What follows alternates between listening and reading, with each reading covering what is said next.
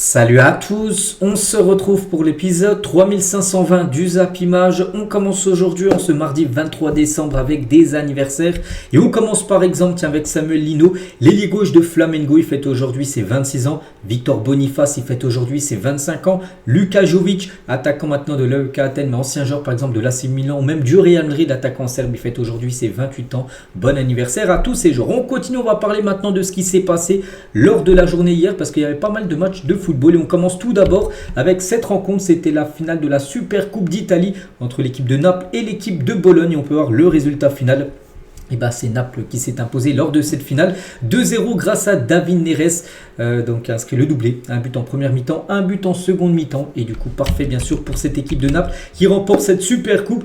Donc avec ce doublé de David Neres, bien évidemment en finale il a été élu meilleur joueur de la finale, meilleur joueur aussi de la Super Coupe d'Italie, et il remporte également ce prix. Donc en demi-finale il a marqué un but face à l'AC Milan, et en finale un doublé, donc 3 buts sur ces deux derniers matchs pour David Neres. Bon, pas très content, pas de sourire pour lui alors qu'il vient quand même de remporter un beau trophée avec son équipe, donc premier trophée de la saison pour le Napoli. Il y a à noter que Naples, c'est la troisième fois qu'il remporte une Super Coupe d'Italie, donc la première depuis 2014. Voilà pour cette équipe de Naples. On continue les gars, on va parler cette fois-ci de matchs de championnat. Hier en Ligue 1, il y avait un match, c'était le dernier match de la 17e journée du championnat espagnol entre Bilbao et l'Espagnol de Barcelone. Et c'est l'Espagnol Barcelone qui s'est imposé 2-1 du côté de Bilbao. Tiens, Bilbao va accrocher le PSG il y a à peu près 2 semaines en Ligue des Champions. Là, ils ont perdu 2-1 face à l'Espagnol. Par les statistiques concernant cette rencontre et concernant le classement. Donc, Bilbao, du coup, avec cette défaite, reste 8e. Et l'Espagnol Barcelone est 5e actuellement. Mais pas prochain match de l'Espagnol Barcelone, c'est contre le Barça. C'est le derby qui est classé en plus à très haut risque. Le match aura lieu le samedi 3 janvier prochain. Donc voilà, pourtant l'Espagnol, ça joue toujours soit le maintien ou soit ils descendent en deuxième division. Et ils sont bien classés, ils sont quand même 5e. Cette équipe de l'Espagnol qui réalise une très belle première partie de saison. Voilà. On continue également en première ligue. Il y avait un match hier, le dernier match de la 17e journée de Pels entre Fulham et Nottingham Forest. Et c'est Fulham qui s'est imposé 1-0. Donc voilà, un tir cadré pour Fulham, un but. Nottingham Forest, ils ont fait 2 tirs cadrés mais ils n'ont pas réussi à marquer. Donc ultra efficace, voilà cette équipe de Fulham. Du coup, qui s'est imposé? Du coup, Fulham, si on les cherche au classement, sont 13e du classement. Et Nottingham est 17e du classement, 18 points. Après, notez qu'il y a un sacré cru entre le 17e et le 18e. On passe de 18 à 13 points avec les 3 derniers. Et Wolverhampton seulement 2 points. Eux, ça semble vraiment très très compliqué. Pour se maintenir, il va falloir absolument gagner. Toujours pas gagné ce début de saison. Et concernant actuellement les premiers avant le Boxing Day, bien sûr, on sait que c'est Arsenal. Et regardez par exemple les équipes qui sont premières, on va dire, à Noël, et est-ce qu'ils sont championnes en fin de saison. Par exemple, saison dernière, Liverpool avait été premier, on va dire, à Noël, ils avaient fini premier, tout à droite. Arsenal en 2023-2024, ils avaient été premiers à Noël, mais ils n'avaient pas gagné le championnat à la fin. City avait gagné le championnat. Pareil, la saison d'avant, Arsenal avait été également premier à Noël, et c'est City qui avait gagné le championnat. Donc là, Arsenal est premier à Noël. Est-ce qu'ils gagneront le championnat? On verra, parce que les 2 dernières fois où ils avaient été premiers, c'était City qui a remporté le championnat. Mais pas que City est juste à 2 points derrière Arsenal au classement. Est-ce qu'ils pourraient refaire un coup City et redépasser devant Arsenal, ce qui est totalement possible. Donc voilà, j'ai des équipes aussi comme Liverpool qui en 2020-2021, ils avaient été premiers à Noël. Puis c'est City qui avait remporté le championnat à la fin de la saison. Voilà concernant bien sûr cette PL. On continue les gars, on va parler de 2 matchs du côté du championnat portugais. 2 belles rencontres. Tout d'abord le Benfica contre Famalicão. Bon, ça a été une petite victoire du Benfica, mais victoire quand même. Donc 1-0, 9 tirs, 6 tirs cadrés, un but. Donc la victoire est logique, bien sûr. Pour le Benfica, il fallait gagner, bien sûr. Donc Porto aussi, ils ont fait le taf. Victoire 3-0. Donc les 2 gros clubs portugais ont gagné. Il reste encore une équipe, tout en bas. Voilà, c'est le Sporting qui se déplace à Vitória Guimarães.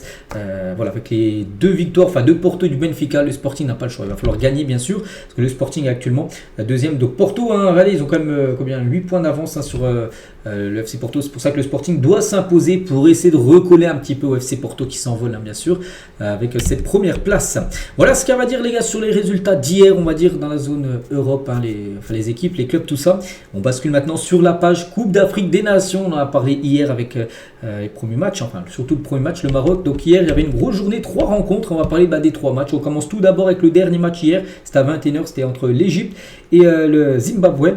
Et l'Égypte s'est imposée 2-1. Donc parfait, bien sûr, pour les Égyptiens. Notez qu'ils perdent 1-0, les gars. Donc Diouf a été buteur côté Zimbabwe avant que Marmoush égalise et que Mohamed Salah marque le but du 2-1, le but de la victoire à la 91e minute du match. Un but en toute fin de partie. Donc les 2 stars de l'Égypte, bien sûr, c'est Marmoush et Salah.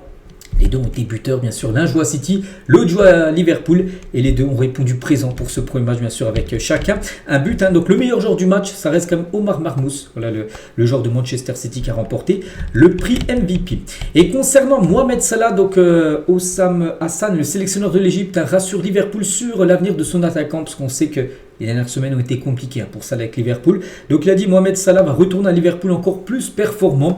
Donc Salah a eu un petit moment donné quelques problèmes, mais lorsqu'il arrive en équipe nationale, il se remet sur pied. Ensuite, il revient meilleur qu'avant et vous verrez que lorsqu'il quittera l'équipe nationale, bien sûr de l'Égypte, et après nous avoir aidé à gagner et marquer des buts, il retournera à Liverpool et sera encore plus performant.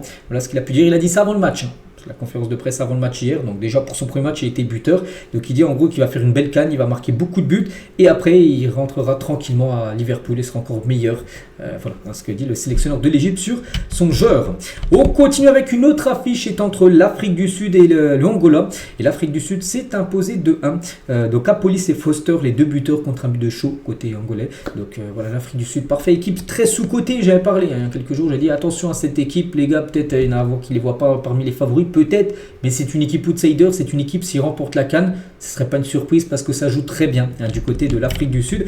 Donc l'homme du match les gars c'est Foster, le deuxième buteur du match, enfin côté Afrique du Sud, donc c'est lui qui a été élu MOTM lors de cette rencontre. On va parler de Ronen Williams, donc c'est le gardien voilà, de cette équipe. Donc on pense déjà au prochain match face à l'Égypte, on prendra match après match voilà, pour cette équipe bien sûr de l'Afrique du Sud qui jouera voilà, contre l'Égypte, un prochain gros match voilà, pour eux. Et le sélectionneur Hugo Bross s'est exprimé en zone mixte après la victoire. Il a dit on peut avoir l'ambition de gagner la CAN voilà, par rapport à cette équipe de l'Afrique du Sud. Oui. Attends, je vais faire comme ça.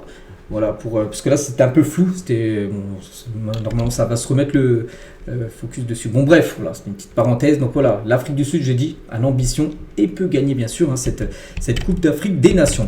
Concernant les prochains matchs dans ce groupe B, donc voilà, il y aura un Égypte-Afrique du Sud. Donc les deux équipes sont en tête, les deux équipes ont gagné leur premier match. Donc voilà, s'il y a une équipe qui gagne, enfin, s'il y a au moins un vainqueur, elle sera déjà qualifiée, bien sûr, pour la suite de la compétition. Et après, on peut voir Angola, Égypte et Zimbabwe, Afrique du Sud pour les deux derniers matchs. Concernant... C'est un peu relou comme ça, on va faire comme ça. Voilà, ça s'est remis, désolé. On continue avec le Mali contre la Zambie, c'était le dernier match. Voilà, donc, c'était le premier match qui s'est joué hier, mais c'est le troisième match qu'on va parler aujourd'hui. Donc, le Mali-Zambie, un partout. Sinayoko, l'attaquant de la GOCR, a été buteur avant que Daka égalise à la 92e minute du match. Donc de gros regrets bien sûr pour le Mali parce que là il y avait l'occasion bien sûr de s'imposer et du coup partage des points entre ces deux équipes. Donc Lassine Sinayoko élu MOTM, le joueur de la GOCR, c'est lui qui a remporté le prix du meilleur joueur du match, donc félicitations à lui. Et concernant Patson Daka qui a égalisé en toute fin de match à la 92e, donc il a tenté une célébration, il a tenté un salto, regardez comment il a atterri, il aurait pu se faire très mal bien sûr, mais ça aurait pu être beaucoup bien pire les gars, là ça peut être le coup du lapin puis ça peut être fini, donc voilà, autant célébrer tranquillement que tenter ce genre de geste où il aurait pu se faire très très mal. Bref, le classement, parce que ce Mali Zambie c'était dans le groupe du Maroc, le Maroc qui s'est imposé lors du match d'ouverture, donc le Maroc seul en tête 3 points, Mali 2e, Zambie 3e et Comores 4e, donc prochain match le Maroc contre le Mali. Voilà, concernant bien sûr ce groupe A de la Coupe d'Afrique des Nations. Aujourd'hui les gars, 4 rencontres au programme, hier il y en avait 3, avant-hier 1, aujourd'hui 4 matchs. Donc tout d'abord ça commence à 13h30, la RDC contre le Bénin, à 16h le Sénégal contre le Botswana, à 18h30 le Nigeria contre la Tanzanie et 21h ce soir la Tunisie contre le Ouganda. Donc, tous les matchs seront diffusés bien sûr sur BeIN Sport et bien évidemment on parlera de toutes ces rencontres demain quand les matchs auront été joués. Mais quelques infos, juste les infos d'avant-match. Tiens, tout d'abord on va commencer avec la RDC qui joue en premier contre le Bénin cet après-midi. Donc Yohan Mouissa revient sur son absence de la CAN. Donc l'attaquant de Newcastle n'a pas été appelé, donc il a dit je ne suis pas dans les meilleures conditions pour jouer avec mon pays aujourd'hui. C'était une décision très difficile, mais le plus important c'est que je revienne en forme au mois de mars pour une qualification à la Coupe du Monde. Je leur souhaite que du bonheur pour la CAN parce qu'en gros il n'a pas été appelé parce que il était blessé. Mais il aurait pu potentiellement jouer parce qu'il avait joué quand même les derniers matchs avec Newcastle, mais sentait qu'il n'était pas à 100%. C'est pour ça que le sélectionneur ne l'a pas appelé, mais il leur souhaite que du bon bien sûr. Donc lui il dit qu'il sera prêt pour le mois de mars, pour les barrages bien sûr, pour jouer la Coupe du Monde pour la RDC. Concernant le Sénégal qui joue contre le Botswana, on va parler du capitaine Kalidou Koulibaly. Il était en conférence de presse avant ce match. Je pense que ça sera l'une des meilleures CAN de l'histoire. Donc il s'exprime avant le premier match de la CAN du Sénégal. Donc on est très excités, on a hâte d'être sur le terrain. Donc demain, donc maintenant tout à l'heure. On sait que ça va être difficile en termes d'adversité, mais on s'est bien préparé. J'espère que cette compétition sera une grande fête pour l'Afrique. Koulibaly aussi est très attaché à la Coupe d'Afrique des Nations, estime qu'elle n'est pas reconnue à sa juste valeur. Donc il a dit: je n'échangerai jamais une qualification à la Coupe du Monde contre une victoire à la CAN. Je sais que tout le monde ne respecte pas cette compétition, mais moi je la respecte énormément, cette CAN. Et toujours avec Koulibaly, les gars, il confie que les joueurs de la sélection sénégalaise ont invité Hassan Diao, qui était forfait. Souvenez-vous, le joueur de Como, il s'est blessé derrière la cuisse, donc forfait. Donc en gros, les joueurs ont invité Hassan Diao à revenir au Maroc en cas de qualification du Sénégal pour la finale, parce que peut-être si le Sénégal va loin et en finale, il pourrait peut-être faire son retour. Ils aimeraient en gros qu'il soit là. Voilà. Donc c'est le rêve de tout joueur de disputer une grande compétition avec sa sélection. Malheureusement, Hassan Diao n'aura pas l'occasion de jouer cette CAN à cause de cette blessure. Donc voilà, en gros, il dit que si le Sénégal atteint la finale, ils aimeraient qu'il soit dans le groupe. Après ce qu'il jouera, j'en sais rien, mais ils aimeraient qu'il soit là. Donc voilà, concernant cette équipe sénégalaise, qui est bien évidemment une équipe pour moi dans le lot des favoris, j'en saurai 4-5 équipes favorites, je les mets dedans bien sûr, le Sénégal. On va parler aussi du Nigeria. Tiens, le Nigeria 18h30 contre la Tanzanie, et Victor Osimhen s'excuse auprès des supporters nigérians pour la non-qualification déjà du pays du Nigeria pour la Coupe du Monde. Ils ont perdu au barrage, donc il a dit qu'il se promet de se racheter pendant cette CAN. Alors de cette interview, il a dit que voilà, donc on n'est pas qualifié pour la Coupe du Monde, on va tout donner pour cette CAN pour la remporter. Voilà, du côté du Nigeria. Donc voilà ce qu'il y a à dire sur certains matchs du jour. Et pour finir, tiens, vu que là on parle de la CAN, la zone Afrique, tout ça, il y a eu un nouveau classement FIFA qui a été mis à jour le 22 décembre, donc c'était hier. Voilà, donc quelques changements. Donc le Maroc reste toujours aux portes du top 10 mondial, 11e le Maroc, le Sénégal 19e, l'Algérie gagne une place, les gars, est actuellement 34e, ou même le Mali qui gagne aussi une place. Donc voici le classement des 10 meilleures nations africaines au classement FIFA et le top 10. Voilà, mais cette fois-ci le top 10 mondial. Donc l'Espagne reste en tête, l'Argentine 2e, la France 3e. Ça ne bouge pas par rapport au top 4. Donc le Brésil gagne même 2 places, je crois. Donc le Portugal et les Pays-Bas descendent d'une place. Et l'Allemagne gagne une place par rapport à l'Italie. Et en dessous de l'Italie, j'ai dit 11e, c'est le Maroc, voilà, qui est le mieux classé. Donc voilà, concernant, c'est vrai que si le Maroc, les gars, gagne par exemple la Coupe d'Afrique des Nations, ils monteront certainement, je pense, 6, 7e, enfin 8, 9e, voilà, ils seront dans ces eaux-là, par rapport au classement FIFA qui sera mis à jour, bien sûr, après la Coupe d'Afrique des Nations. Donc voilà, les gars, ce qu'il y a à dire par rapport à cette CAN. Le programme aujourd'hui du jour, donc on a parlé bien sûr des matchs de CAN, mais il n'y a pas que ça, les gars, il y a par exemple des matchs de Ligue des Champions asiatiques, avec par exemple une équipe de Karim Benzema, l'Ittihad, là, qui joue contre une équipe d'Ouzbékistan. Il y a par exemple aussi un Sporting, donc Guimarães, Arsenal aussi, tiens, contre Crystal Palace et de l'EFL Cup. Donc les 3 autres quarts de finale ont été joués, donc c'est le dernier, voilà, qui se joue aujourd'hui, l'Arsenal Crystal Palace, pour voir qui se qualifiera bien sûr pour la suite de cette compétition. Tout autre chose, les gars, on revient maintenant en France. Regardez la une du journal L'Équipe aujourd'hui, la magie de Paris, avec ce magnifique sapin bien sûr. Et c'est vrai que 2025 restera forcément une année incroyable pour le PSG, comme le FC Barcelone en 2009 et le Bayern Munich en 2020. Ils ont ces 3 clubs ont réalisé le sextuplé, c'est incroyable, qui fera date avec une ambition identique pour 2026 pour le PSG de tout gagner. Ça passe déjà le 8 janvier prochain, là, à peu près 3 semaines. Finale de coupe, trophée des champions contre l'Olympique de Marseille. Ça peut déjà être le premier trophée du PSG pour cette nouvelle année 2026. Et du côté du Paris Saint-Germain, par rapport à cette plus belle année de l'histoire du club, cette année 2025, Luis Enrique, qui est le sauveur, on va dire, celui qui a changé totalement l'image du Paris Saint-Germain depuis 2 ans. Donc le PSG prépare une prolongation de contrat inédite pour Luis Enrique. Paris veut lui proposer quelque chose de jamais vu dans l'histoire du football. Le club parisien souhaite lui proposer de signer un contrat à vie. Voilà. Donc à Paris comme à Doha, l'entraîneur espagnol a fait l'unanimité au point d'être vu comme le profil idéal, parce qu'on sait que le PSG a changé énormément d'entraîneurs dans le passé. Il y a eu du Ancelotti, il y a eu du Laurent Blanc, il y a eu du Comboiré, il y a eu du Unai Emery, Thomas Tuchel, Christophe Galtier, beaucoup de coachs au passé, mais ça a duré 1 an, 2 ans. Et là, avec Luis Enrique, tu sens que voilà, tout ce qu'il a pu faire, les gars, la mainmise qu'il a sur ce club, sur ses joueurs, ce qu'il a pu faire avec l'équipe. Donc voilà, pour Paris, les gars, ils veulent le garder le plus longtemps possible, à l'image peut-être d'un Ferguson qui est resté plus de 20 ans du côté de Manchester. Vraiment, Paris aimerait le garder le plus longtemps possible. Ils sont prêts à lui proposer un contrat à vie. Bon, après, l'entraîneur, c'est lui qui décidera, bien sûr, mais il peut rester. Il tant d'années qu'il veut. En gros, Luis Enrique du côté de Paris. Toujours avec le PSG, on va parler de Gonzalo Ramos. Donc on apprend aujourd'hui, d'après le journal Le Parisien Sport, qui restera au PSG cet hiver. Il n'y aura pas de départ de Gonzalo Ramos, malgré que son temps de jeu est quand même faible du côté de Paris. Bien qu'il soit peu utilisé par Luis Enrique cette saison, le buteur portugais ne devrait pas quitter la capitale lors du mercato hivernal. Après l'été prochain, on en reparlera, mais là cet hiver, il devrait rester à Paris. Toujours avec Paris, même qu'il y a tous les autres clubs qui ont été qualifiés pour les 16e de finale de la Coupe de France. Donc on connaissait déjà bien sûr les affiches, mais ça y est, on connaît le programme. Donc ça commencera le samedi 10 janvier prochain. Donc il y aura tout d'abord un multiplex à 15h30 avec par exemple, un Bastia 3. En Ligue 2, Monaco jouera contre Orléans. Il y aura de nouveau un multiplex à 18h avec par exemple Avranches qui a éliminé Brest. Ils vont essayer d'éliminer cette fois-ci Strasbourg. Il y aura par exemple Lorient qui ira du côté de Haut-Lyonnais. Et le samedi soir, les gars, 21h, ça sera Sochaux contre Lens. Voilà pour cette journée du samedi. Journée de dimanche, les gars, donc il y aura un multiplex à 18h avec par exemple Nantes-Nice, Metz-Montpellier ou même Le Mans-Nancy. À 21h le soir, le dimanche soir, 11 janvier, il y aura Lille contre Lyon. Le lundi, donc le lundi 12, les gars, il y aura le Paris Saint-Germain contre le Paris FC. Et il y aura même un match le mardi 13, ça va jouer sur 4 jours d'affilée, le vendredi, le samedi, le dimanche, le lundi et le mardi, parce que le mardi, il y aura le FC Bayeux contre l'Olympique de Marseille. Voilà, concernant cette programmation sur 4 jours, sur cette Coupe de France. On continue, on va parler de Rafinha. Donc Rafinha, pas le joueur du FC Barcelone, mais Rafinha, c'est un joueur du Barça, oui, mais aussi du PSG, frère de Thiago Alcantara. Donc prend sa retraite de footballeur. Donc il a gagné la Ligue des Champions, la Super Coupe de l'UEFA, il a été promu aux Jeux Olympiques avec le Brésil. Donc il a gagné 4 fois la Coupe d'Espagne avec le Barça, 3 Ligas, 2 Ligue 1 et une Coupe du Qatar. Voilà, concernant ce genre, les gars qui disent stop au football, ne souhaite que du bon pour la suite. On continue cette fois-ci avec la une du journal L'équipe. Il y avait celle du PSG, la Magie de Paris, mais il y en a une également sur Hendrick, les gars. Hendrick, le cadeau de l'Olympique Lyonnais. Qu'est-ce qui se passe avec Hendrick? Hendrick, ça y est, les gars. Fabrizio Romano a dit son slogan Here we go. Vous savez, quand il dit ça, 9 fois sur 10, des fois ça se fait pas. Des fois il y a des coups de tête, le transfert se fait pas, mais là Hendrick, on en parle quand même depuis beaucoup de semaines, voire des mois.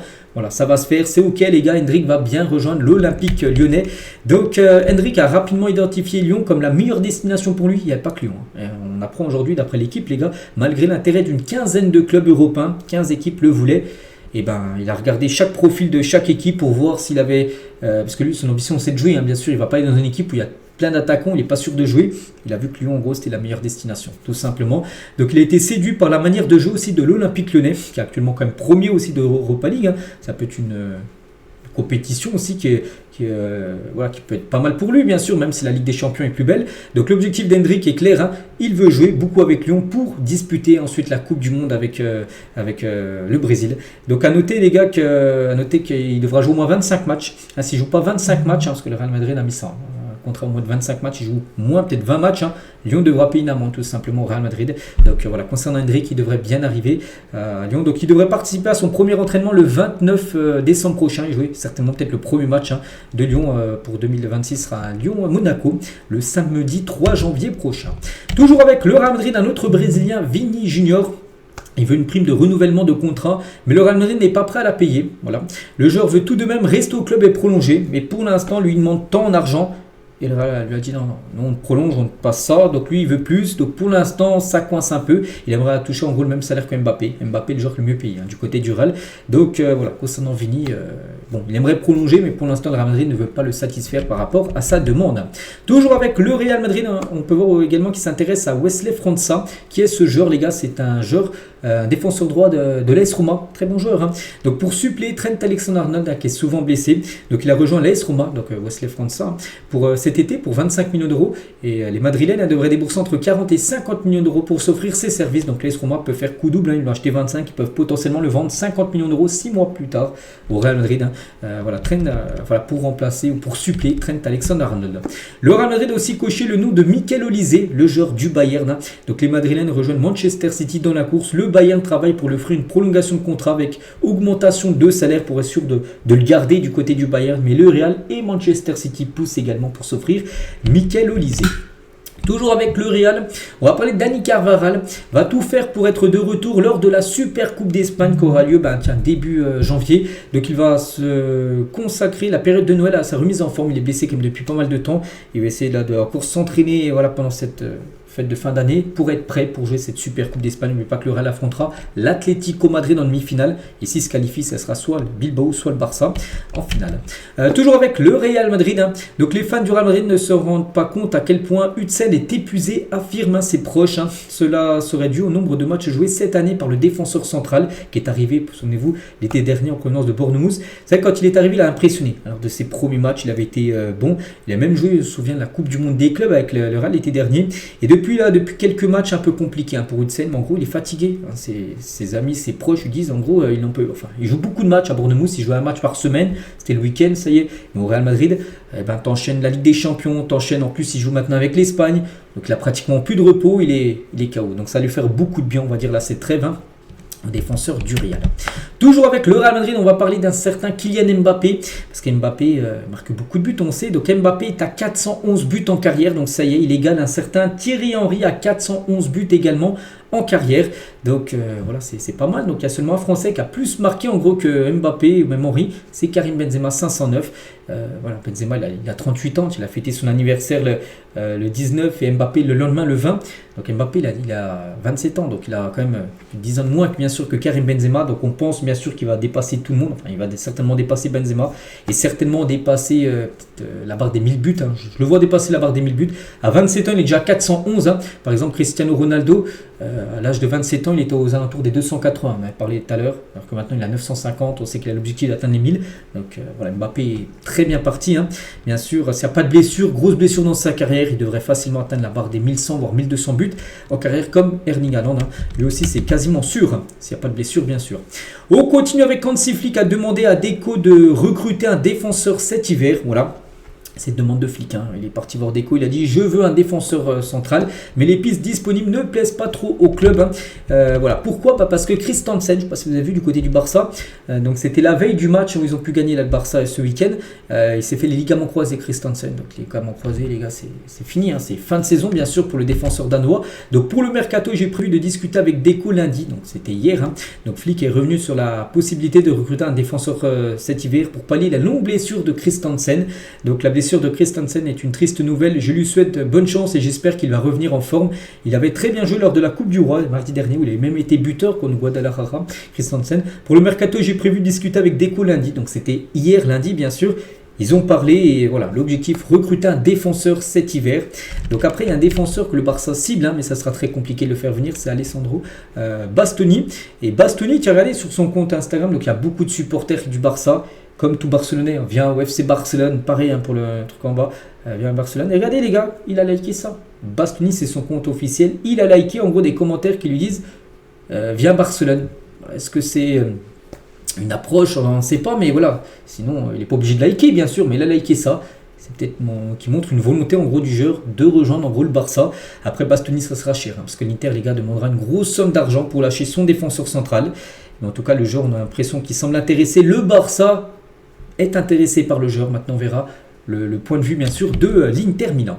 Toujours avec le FC Barcelone, au regard de Szczęsny, les gars, vers Ter Stegen après la double parade de Juan Garcia face à Villarreal ce week-end. Il a fait un gros match. Juan Garcia, c'est vrai que c'est du très haut niveau quand même.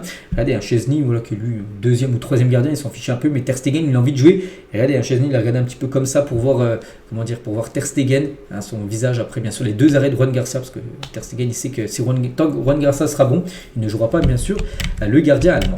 On continue avec toute autre chose, on va parler de Minamino et ça c'est un gros coup dur pour Monaco et pour le Japon, voilà, parce que rupture du ligament croisé pour Minamino. Voilà, donc il va être absent pendant prochain mois.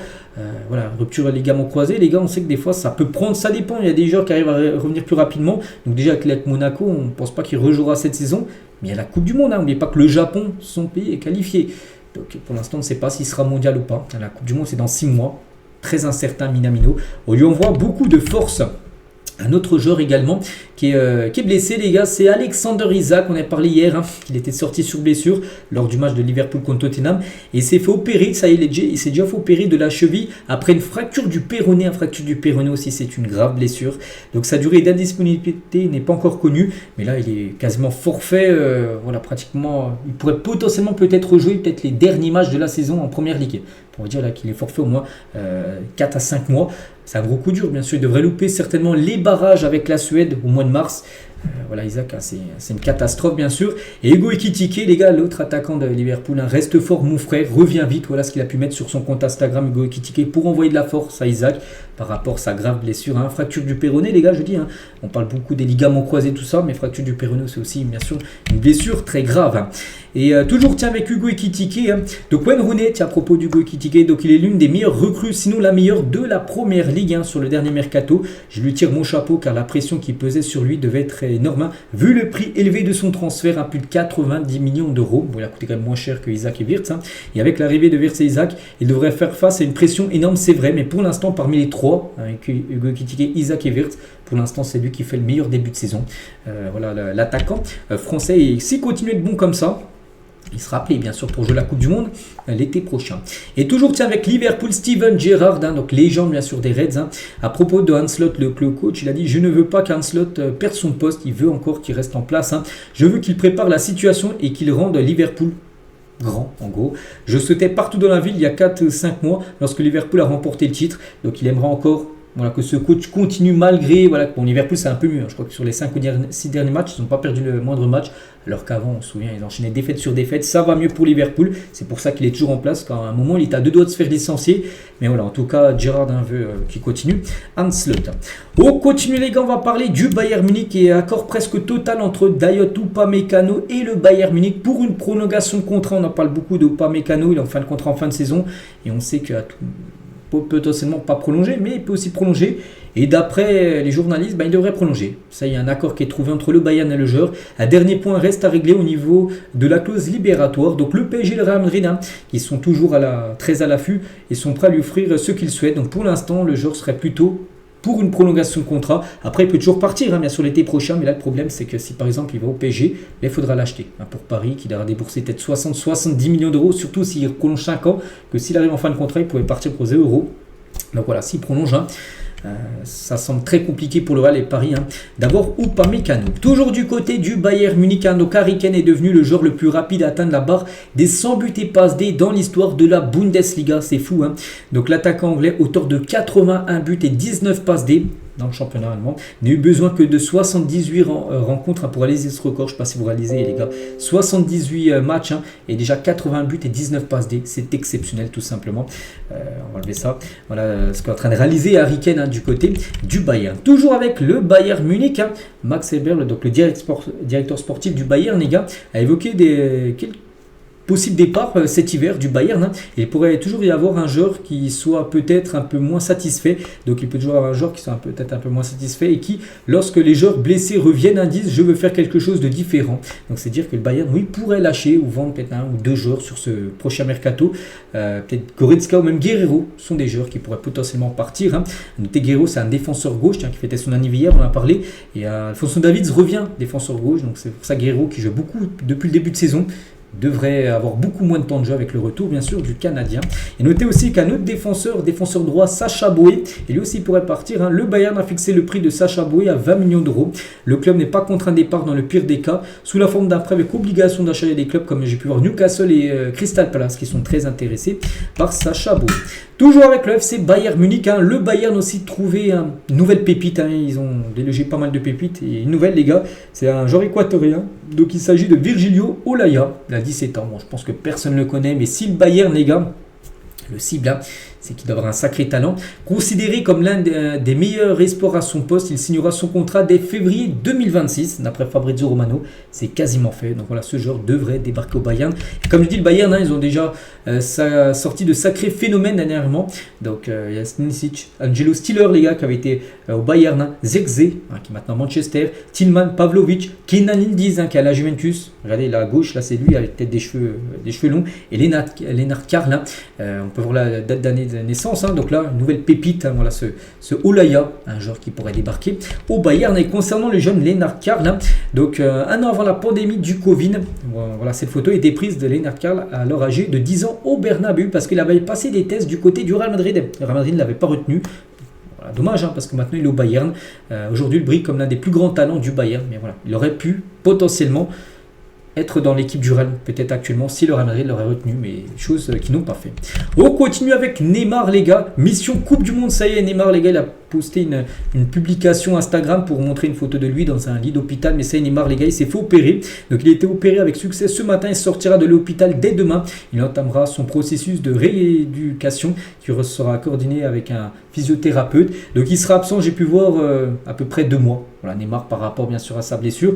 Et après, l'objectif, normalement, s'il se fait opérer là, c'est qu'il sera prêt après pour la Coupe du Monde. Donc voilà, concernant Neymar, lui souhaite un bon rétablissement.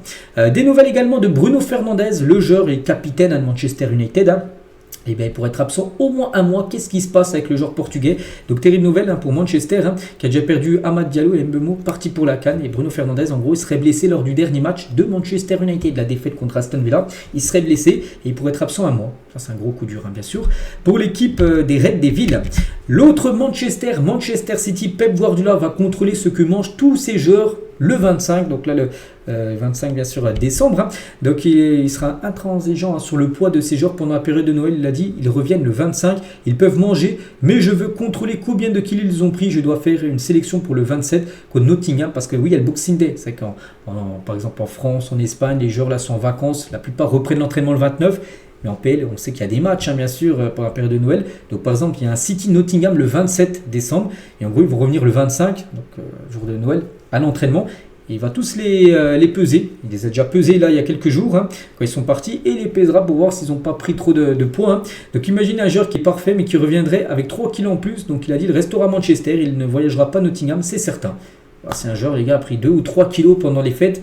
Et il ne jouera pas contre Nottingham Forest le 27, c'est Pep Guardiola qui l'a annoncé. On continue les gars avec Niklas Füllkrug à l'AC Milan, here we go. Concernant l'attaquant de West Ham, il va signer à Milan. Donc le buteur allemand de 32 ans va rejoindre le club italien en prêt jusqu'en juin 2026. En gros, il va signer un contrat de 6 mois. L'AC Milan prendra en charge l'intégralité de son salaire sans indemnité de prêt avec une option d'achat non obligatoire estimée autour de 13 à 14 millions d'euros. Donc voilà un autre transfert qui devrait se réaliser là, début janvier. Et concernant Füllkrug, c'est vrai qu'à l'AC Milan, surtout, ce qui va s'ajouter à la liste de flops, c'est qu'il y a eu beaucoup de flops au poste de numéro 9.